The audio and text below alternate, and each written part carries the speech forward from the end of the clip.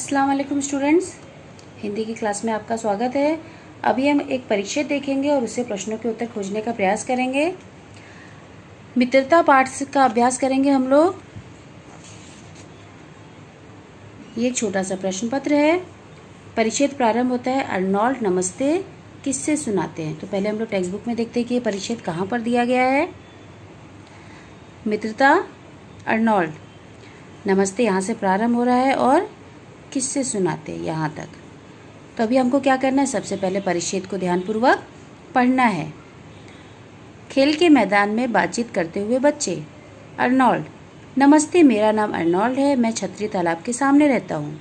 तबस्सुम, मित्रों, मेरा नाम तबस्सुम है, मैं पाठशाला के समीप रहती हूँ। शमा, सुनो, मैं शमा हूँ, बाजार के पास रहती हूँ। विहंग, नमस्ते, मैं विहंग, बस स्टैंड के पीछे रहता हूँ। अर्नोल्ड, मेरे घर में दादाजी, माताजी, पिताजी और छोटी बहन है। तबस्सुम, मेरे घर में माताजी, पिताजी और बुआ जी रहते हैं। बुआ जी हमें ज्ञान विज्ञान की रोचक कहानियाँ सुनाती हैं। विहंग, मेरे पिताजी वकील हैं, वह न्यायालय के किस्से सुनाते हैं।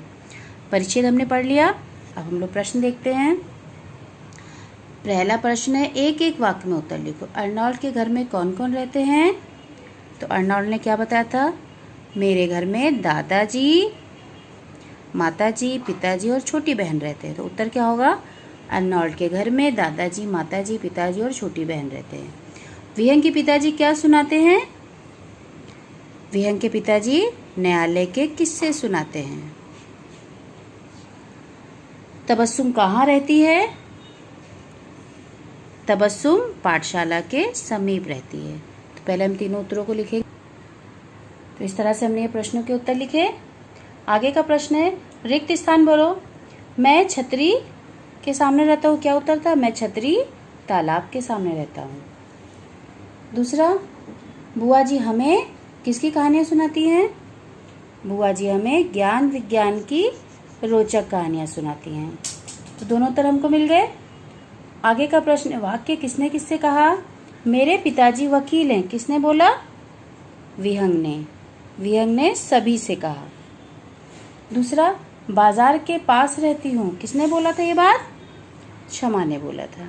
शमा ने सभी से। तो पहले हम इसके उत्तर लिखेंगे।